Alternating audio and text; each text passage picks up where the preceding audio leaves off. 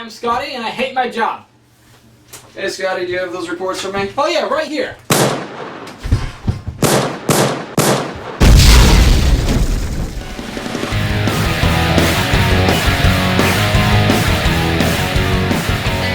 Welcome to Scotty Talkz. Today we're discussing mass shootings in the United States and Obama's reactions. After the shooting in San Bernardino, California, Obama issued an Oval Office address for the 5th time in the history of his presidency.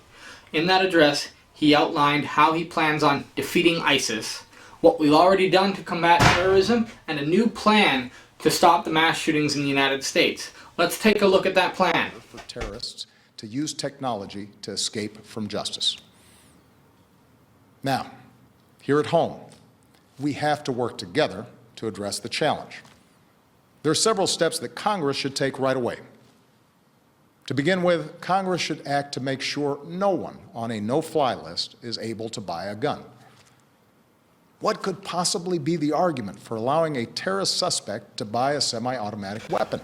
That there's no due process. That you don't actually have to do anything wrong to end up on that list. There have been people who have ended up on that list for no reason, because they've participated in a political protest, or because they were critical of the government at the time.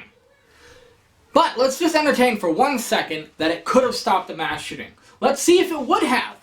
Well, Dylan Roof, he wasn't on the list. Neither was Chris Harper Mercer, Muhammad Abdulaziz, or Tashfeen Malik, and Saeed Farouk.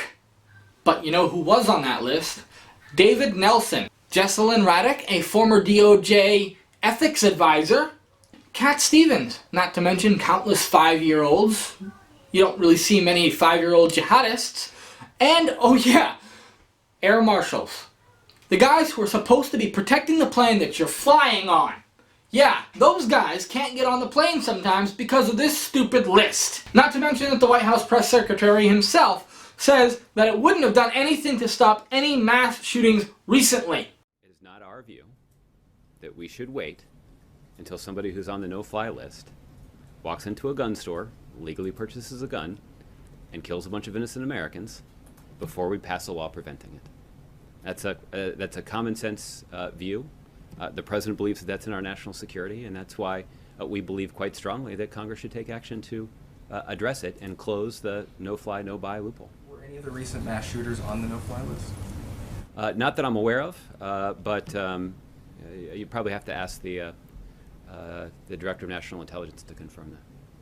Obama also wants to institute a ban on assault-style rifles like the AR-15 and high-capacity magazines that hold over 10 rounds of ammunition. Now, along with that, he'd like to impose stricter background checks, a mandatory waiting period before you can pick up your weapon, and he wants to close the gun show and private sale loophole. What he won't tell you, though, is that California already had all these measures in place before the San Bernardino shooting. That's right. California has a 10-day waiting period. They require a standardized test before you can purchase a weapon. They banned assault rifles in 1989 and high-capacity magazines. Not to mention that all private and gun show sales must go through a licensed state firearms dealer, which means background checks, waiting period, and standardized tests apply to those as well. That's right, all this and 14 people still died. Democrats just don't get it. It doesn't matter how many gun restrictions you impose. Bad people who want to kill people will find a way. The only thing that stops them is a good guy with a gun. There are, however, some statistics that you should be made aware of. According to MotherJones.com, in the last 33 years there have been a total of 74 mass shootings and 604 deaths because of them. Now, it's worth noting that 35.1% of those happened under the Obama administration.